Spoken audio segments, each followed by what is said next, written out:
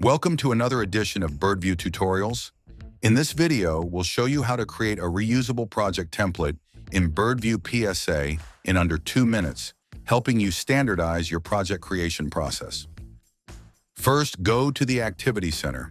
From there, you can either create a new project or select an existing one to use as your template.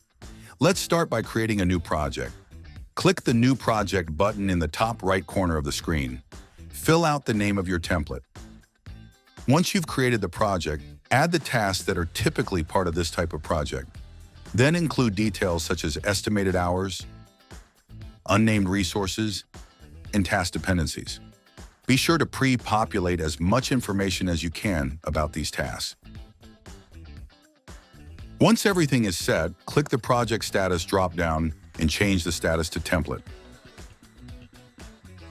You can convert an existing project into a template by either simply changing the project status to Template or clicking on the 3 dots and saving this project as a template here. This marks it for reuse and filters it out of your active project views. To use the template, just click New Project, choose based on an existing template, and select yours from the list. Fill out the details and you're good to go.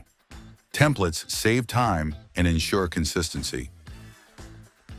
For more tips, visit the Birdview knowledge base. Happy planning!